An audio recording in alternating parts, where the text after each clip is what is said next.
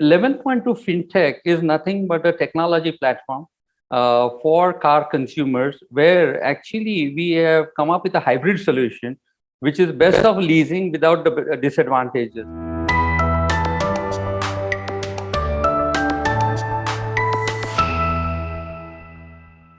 Hello and welcome to another episode of 8. My name is Sanjay Chakrabarti. I'm the founding partner of Tag8. Today's guest is someone who played a pivotal role in my career. He was one of the first partners from a big four who I knew went on to the entrepreneurial side way back in 2011. I'm absolutely delighted to have with me my dear friend Rajesh Dhume, who is the co-founder and CEO of 11.2 Fintech. Rajesh, thank you for coming in. Thank you, Sanjay. Thank you. Thank you for your kind comments. Thanks a ton. And great catching up with you again. I know we've been always in touch, but great to be on this platform as well. Rajesh, let me get to the first question. Yeah. Who is Rajesh in one breath? And I know, given the personality you are, one breath is going to be a challenge for you, but I throw that challenge open to you. Thank you, Sanjay. Rajesh is what you see is what you get. Rajesh is flamboyant, outgoing, party animal. This is what people talk about me, not me. My own personal view is I'm absolutely early to bed, early to rise. That's been my mantra for success for the last more than 15 years. Contrary to the perception that a lot of, including you, who contributed to that perception, Sanjay. So Rajesh is absolutely somebody who grew up in a very humble background, became a chartered accountant, and that's the foundation of my career. Took some risk, went to Harvard, did my AMP at Harvard in 2008, because I just wanted to move on from my tax career, which I did for more than 20 years. And then that's the journey post Harvard, went on to become an entrepreneur. And then that's the reason why I'm in front of you today.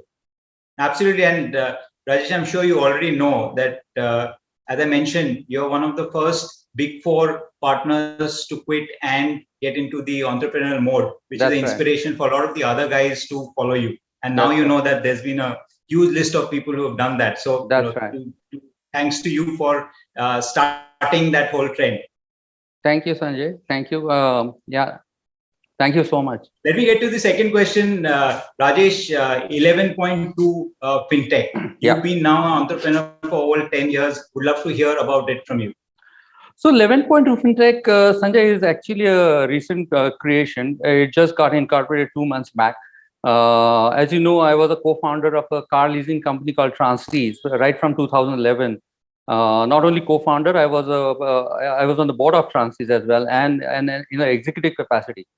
So a lot of learnings over the last 10 years, and 11.2 Fintech is nothing but a technology platform for car consumers, where actually we have come up with a hybrid solution, which is best of leasing without the disadvantages. And leasing, as you know, perhaps Sanjay, you've stayed in the US for a couple of years. Leasing is the most popular route for buying cars globally, which is almost more than 50% penetration. India, between all leasing companies put together, it is not even 1% of the annual car sales. And just to give you the dynamics, 22 lakh cars are funded by car loans. I'm only talking about new cars right now, not even the used car market, which is now 1.5 times of the new car market. So that's the space that we are trying to address through a hybrid solution in collaboration with the banks.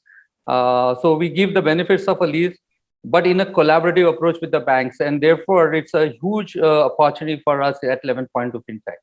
Super. Rajesh, what would be those top 3 or 4 items that really differentiates the current space of leasing that you could kind of elaborate? So leasing, as I said, Sanjay, in India has been only a tax arbitrage product, right? Corporates provide to the employees as part of the tax saving scheme. And if I look at all our corporate lease clients in the last 10 years, hardly less than 1% of the employees are eligible for company car scheme. The employers do not want to provide leasing scheme to the employees except for the top 1%. given that there is too much of administrative headache, there are foreclosure issues, etc. in leasing. So what we are doing in 11.2 fintech is not even leasing. It remains as a consumer loan to the individual at the same rate as what he would go and borrow from any bank today. And what we have done is a hybrid solution, as I said. Simultaneously, when the bank is providing the loan, we are providing him the insurance, maintenance, claim management, and the biggest thing is the buyback value guarantee. And because we provide the buyback value guarantee to the consumer as well as to the bank does not recover that amount as part of the EMI, but that is back-ended as a bullet amount. And at the end of the tenure, the individual has an option either to retain the car and pay the bullet, or if he believes that the car value has gone below that percentage, say it's 30% at the end of 5 years, given that EVs will come in, new models will come in. Suppose if it has gone to 27%, he can just return the car keys to us.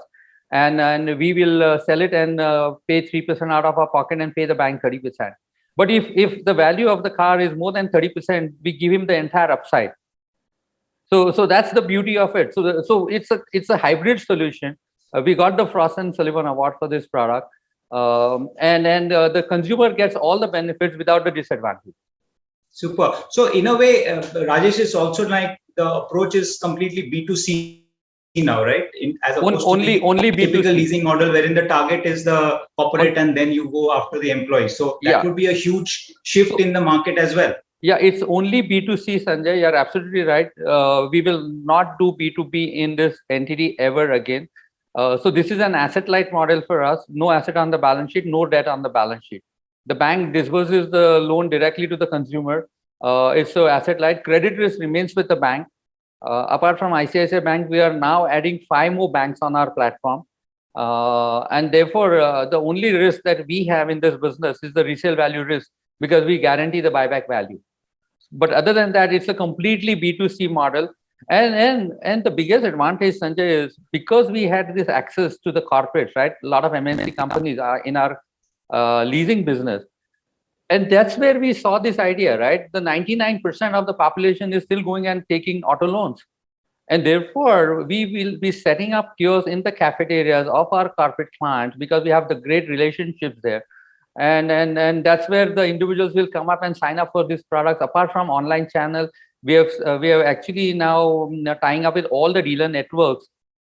In phase 1, we are launching only in 7 locations: NCR, Mumbai, Pune, Hyderabad, and Bangalore. That's about it. And I don't see ourselves going to the 8th location, at least for the next 12 to 15 months. Super. So Rajesh, moving to the next question, 10 years into entrepreneurship right now, what are your any big key learning that you have that you would like to share with us? I think the biggest learning, Sanjay, I would say is unless you understand the space very well, do not get involved in it. Do not make an investment just as a sleeping partner or even as a part-time investor. You need to get your hands dirty. You need to get deeper into any and every industry sector, whatever that may be. You need to get it really at the bottom of it. And if you don't do that, there will be shocks, there will be surprises, because then you're leaving it to somebody else to manage it, whosoever it may be, howsoever that person may be close to you. My learning is unless I understand it deeply in respect of every aspect of it, whether the technology aspect or in terms of in our situation, fleet management, every you have to understand every dynamics of it, and that can come only through experience. It cannot come through reading and see. Every experience, as you know, is most expensive, right? When you do such mistakes. So it has to be deep learning through experience. Without having experience, do not dive into just making an investment. That's my advice. Super. Rajesh, one question and really out of the syllabus per se, but given it's you and you're such a strong people's person. Yeah. Tell us something about how do you build a strong people organization in a startup level? So Sanjay, I think just one single mantra, right? You treat your employees the way you would like your employees to treat your customers. Simple. Meaning absolutely nothing beyond that. That is one. Second, at 11.2 Fintech, from every level, even from the junior most person, we are making them co-owners through the ESOP program. So two fundamental things. Yeah, treat them like the way you would like to treat, like the way you treat your employees to treat your customers, and make them co-owners from day one. I think there's nothing beyond this. And of course, the third one is, Sanjay, of course, having both of us spend enough time in Ernst & Young and Big Four, is the learning, the training modules, etc. Right? But you need to build the culture of the organization, and the culture of the organization has to be dictated, as I said, by a single mantra: treat the employees and build a culture the way you would like your employees to treat your customers. There's some great points there. Rajesh, let me get to the next question. Any personal habit of yours that has helped you in your entrepreneurial journey? One is, as I said, Sanjay, early to bed, early to rise. Meaning I usually get up by 4 o'clock in the morning, 4:30, anytime in between that, without an alarm. And that's been for the last more than 15 years. And then that space in the morning, Sanjay, from 4 to 7 in the morning, is absolutely my personal space. Yeah, nobody is there to intrude into that space. And I use that space to either read a lot or strategize, think about it. And the only person at that hour who can perhaps call me is only my daughter, who's in New York. But other than that, there is nobody to disturb me. I have my absolute peace of mind, thinking, reading, strategizing, plan for the day, plan for the week. That's what I do, and that's been very helpful as far as my entrepreneurial journey is concerned. And I'm not suggesting, Sanjay, that that's the way everybody else should do. Yeah, everybody has their own individualistic. Maybe somebody might be wanted to work throughout the night. Who knows? But what has worked for me is, this is really what has worked for me, and the best time is 4 to 7 in the morning. Yeah. Rajesh, final question. 11.2 Fintech in 8 months and 11.2 Fintech in 8 years.